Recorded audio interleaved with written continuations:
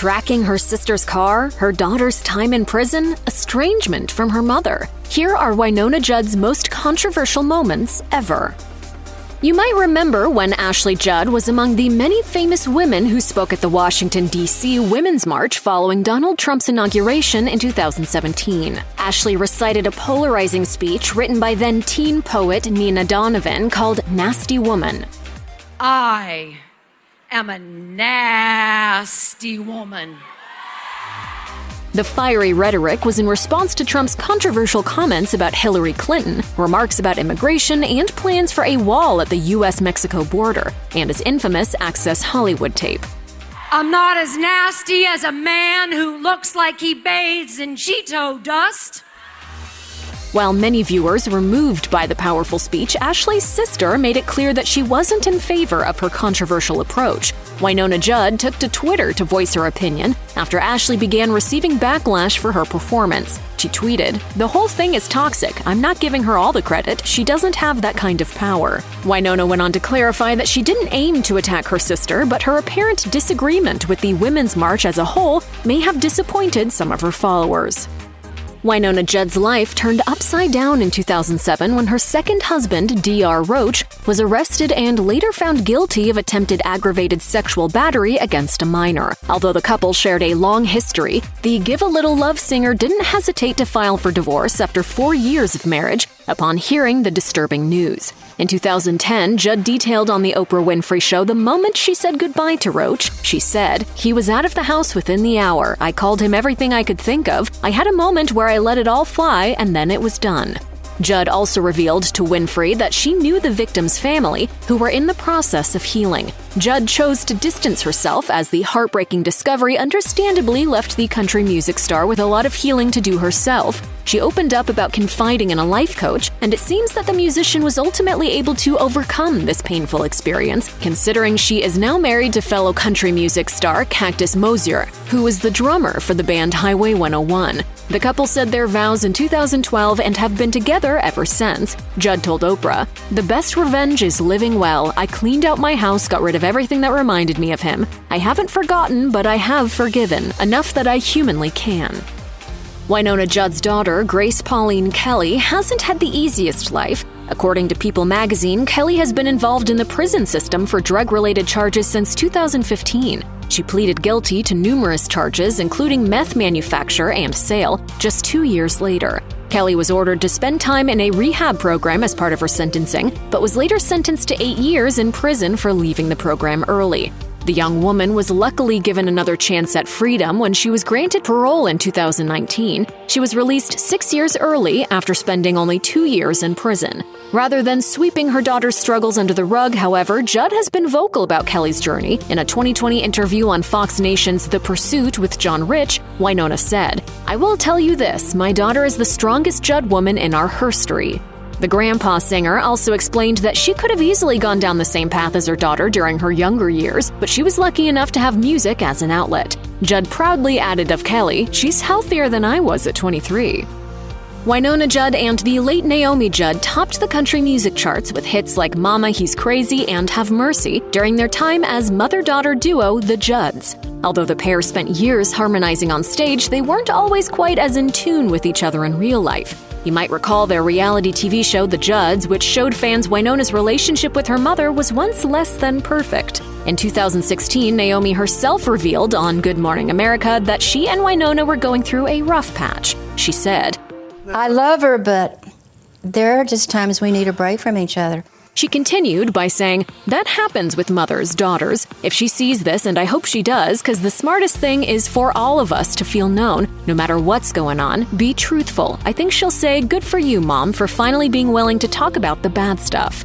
It seems that Wynonna may have been able to repair her relationship with Naomi before her April 2022 death, because the two announced plans to embark on one last tour that fall. Naomi even gushed about the opportunity to join her daughter on stage again. "The cherry on top is singing with my beloved, wild, and extremely talented daughter, the best singer of any genre, Wynonna."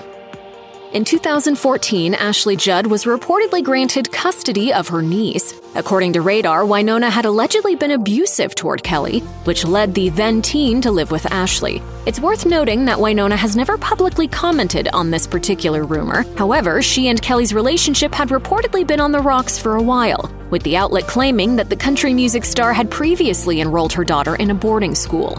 Kelly seemingly didn't enjoy her time there, as she allegedly ran away on her way back home during a layover at the airport. A source cited by Radar also claimed that Wynonna made a second attempt at correcting her daughter's behavior by sending her off to a 6-month behavioral camp. As for Grace Kelly's life these days, it seems that the 20-something is having a hard time staying out of the prison system despite her family's efforts, as she was unfortunately arrested again in August 2021 for allegedly violating her probation.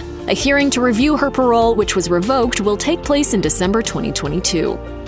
Of the many Judd family controversies to gain media attention over the years, Wynonna and Ashley Judd's tracking device dispute is arguably one of the strangest. In 2013, Ashley filed a police report that revealed she discovered a tracking device in her vehicle. She believed Wynonna planted the tracker.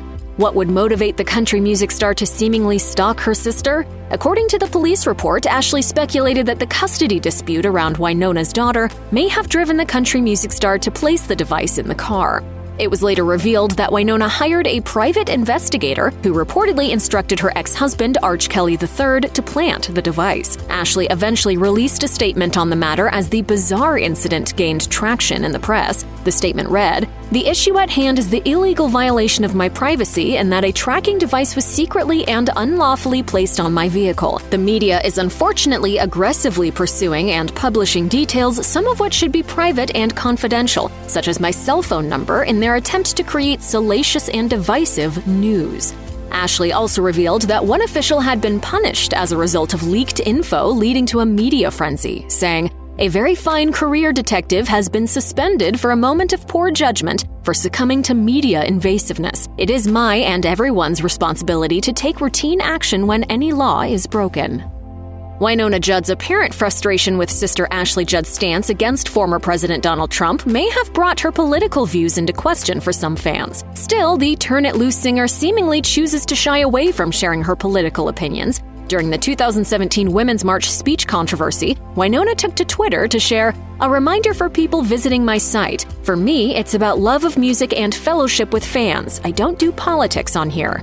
Although this Judd sibling doesn't appear to be as passionate about politics, she didn't hesitate to work on criminal justice reform and efforts to ease former inmates' re-entry into society with the Trump administration in 2019. Wynonna's daughter has spent time in the prison system, meaning it's likely a cause close to the country music star's heart. Wynonna discussed the matter with admittedly controversial figures like Kellyanne Conway and Jared Kushner, as well as with Brooke Rollins, who previously led the White House Office of American Innovation. It's worth noting that other celebs like Kim Kardashian faced social media backlash for meeting with the Trump administration on similar issues. I'm at the place in my life that I wanted to make a difference. However, Wynonna seemed undeterred by this possibility. Having known Trump personally for over 30 years, she had plans to speak with the man himself at the White House. Calling their project the beginning of a new chapter, she stated, "I'm coming back. You'll be seeing me and I'll talk more. I'm excited about what's coming." Back in 2003, Wynonna Judd made headlines when she was charged with driving under the influence. According to People, the Girls' Night Out singer caught law enforcement's attention when she was found driving at 47 miles per hour on a road with a speed limit of 30 miles per hour. When Judd was pulled over, she reportedly showed signs of intoxication, which prompted an officer to conduct a breathalyzer test. The singer had a blood alcohol level over 2 times the legal limit at 0.175%. Luckily for Judd, first offense DUIs are considered Class A misdemeanors in Tennessee, which is where she was pulled over. The star pleaded guilty and had to complete 200 hours of community service, in addition to her license being suspended for a year. Judd later released a statement regarding her arrest. "I know there is never a situation where drinking and driving is acceptable, and I take full responsibility for my error in judgment. I had been out celebrating my upcoming wedding and a girlfriend's birthday last night, and clearly let my excitement get the best of me. I am always thinking about the safety of others and that of my family and have learned a very serious lesson." If you or anyone you know has been a victim of sexual assault, help is available. Visit the Rape, Abuse, and Incest National Network website or contact RAIN's national helpline at 1-800-656-HOPE 4673.